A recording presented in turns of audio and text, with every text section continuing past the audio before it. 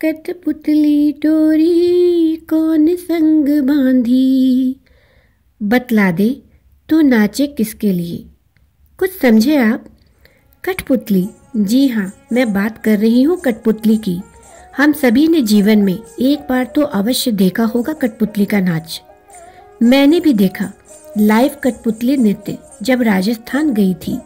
कई लोगों की जीविका यानी अर्थगर्भिता का आधार है ये कठपुतली का नाच। काठ और धागों से सजी ये सौंदर्यपूर्ण एलिग्री, जिसे एक कुशल साधक साधना की भांति साकार रूप देता है। जब मैंने ये कार्यक्रम देखा था ना, तो वो एक कहानी के रूप में देखा था। एक प्रेम कहानी जिसमें विरह है, प्रेम है, सस्पेंस, ड्रामा, इमोशंस, सब कुछ है। दो कठपुतलियां, स्त्री और पुरुष, सुंदर रूप साज सज्जा के संग अनगिनत धागों से बंधे, जिसकी एक डोर जादूगर के हाथ में है, जो माया के लिए उन्हें माया सा नचाता है। कभी दाएं तो कभी बाएं, कभी ऊपर तो कभी नीचे। बड़े सुंदर दिखते हैं ये कठपुतली। और ये जादूगर जब अपनी उंगलियों को निर्देश देता है तो ये कठपुतलियां सजीव हो उठती हैं, नाच उठती हैं, कितने रंग भर देती हैं इनमें और देखने वालों की आंखों में भी। इनके हास परिहास, व्यंग प्रसंग, प्रपंच, कौतूहल दर्शकों को भावनाओं के पारावार में ले जाकर उद्वेलित लहरों में डूबने उतरने को छोड़ आते हैं। जब तक वो इन भावनाओं के सागर से बाहर आता है, तब तक खेल खत्म और पैसा हजम। ये एक मनोरंजन प्रधान व्यवसाय है।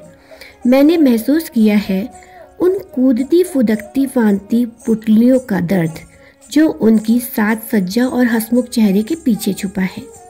वो सूत्रधार अपने हुनर व कार्य कुशलता से कितने ही भाव और संवेदनाओं के रंग उन बेजान कठपुतलियों में भर देता है। अनजाने ही वो उसका मालिक बन बैठता है कि जब वो लहरा कर हवा में हाथ उठाता है तो ये कठपुतलियां मचल उठती हैं, खेल उठती हैं राग रंग से। अच्छा, फिर ये भी है कि इन कठपुतलियों के मध्य कोई सुप्रीमेसी पावर का हिसाब किताब ही नहीं है मित्रों। सब एक ही स्तर पर हैं और समान हैं, ना कोई मालिक और ना ही कोई दास। बस एक ही सूत्रधार है जो उनका आपसी तालमेल व संतुलन बैठाए रखता है। ये भी महसूस हुआ कि क्या हम सब भी इस जीवन रंगमंच की कठपुतलियां नहीं, जिसकी डोर उस ऊपर वाले के हाथ में है। और मुझे ऋषिकेश मुखर्जी की बहुचर्चित फिल्म आनंद का वो संवाद जो है स्मरण हो आता है। बाबू मोशाय, जिंदगी एक रंगमंच है जिसमें हम सब कठपुतलियां हैं। कहाँ, कब, कैसे उठेगा कौन, कोई नहीं जानता। और उसके पश्चात सन्नाटे को चीरता वो अट्टहास सीधा तीर सा हृदय में उतर जाता है।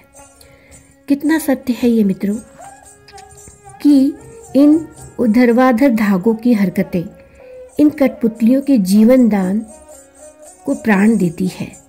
और जब खेल खत्म तो तमाशा रुक जाता है और सब कुछ मौन, निस्तब्ध। इस वीराने में बाहर तब तक नहीं आती जब तक वो जादूगर फिर से अपनी उंगलियों का जादू नहीं चलाता। एक दूसरा पहलू ये भी लगा मुझे कि हमारे समाज में महिलाओं की स्थिति भी कुछ इन कठपुतलियों की भांति है। मायके में पिता और भाई के संरक्षण में, माँ की निगरानी में ये कोमल बेलें पल्लवित होती हैं। हाँ, पहले जैसा अब बंधन नहीं, अब वो शिक्षित होने के साथ साथ कुछ स्वतंत्र भी हैं अपने कुछ निर्णय लेने के लिए। मगर क्या वो सही मायनों में स्वतंत्र हो पाई हैं? अब भी घर पर अनजाने लोगों के सामने पढ़ने से उन्हें मना किया जाता है क्योंकि ज़माना खराब है। सही बात भी है। स्कूल कॉलेज जाते वक्त कुछ मंचलों के फिक्रे और फप्तियों का सामना उन्हें सदैव करना पड़ता है, जिसे सर झुकाकर सहने को कहा जाता है, ना कि उनका विरोध करने। हाँ, ये भी परिवर्तन आया है कि उसे अब अपना जीवन साथी चुनने की स्वतंत्रता है, परंतु जब वे ब्याह कर जाती हैं तो उसकी डोर उसके जीवन साथी को सौंप दी जाती है। ये कहकर मौन स्वीकृति के साथ कि लो भैया, अब तक ये डोर हमने संभाली, अब तुम ये कमान संभाल लो। फिर आरंभ हो जाता है खेल का नया अध्याय, उसके जीवन का, जहां उसे कठपुतली की तरह रिश्तों की भीड़ में नचाया जाता है, कभी इधर तो कभी उधर। पुरुष इस मामले में भाग्यशाली रहा है। वो सदैव प्रजापति की भांति उंगलियों को निर्देश देता रहा है और स्त्री निर्देशों के धागों पर नर्तन करती रही है, आज भी कर रही है। दादी नानी से लेकर माँ बहन भाभी सहेली सबको ऐसा ही देखा है। जमाना कितना भी शिक्षित हो जाए, मगर कुछ अपवादों को छोड़ दिया जाए तो स्त्री आज भी हमारे समाज में कठपुतली का किरदार निभा रही है, जिसे पुरुष प्रधान समाज रूपी प्रणेता अपने इशारों पर नचा रहा है। प्रेम में धोखा प्रेमी दे तो भी दोष स्त्री का ही निकल आता है।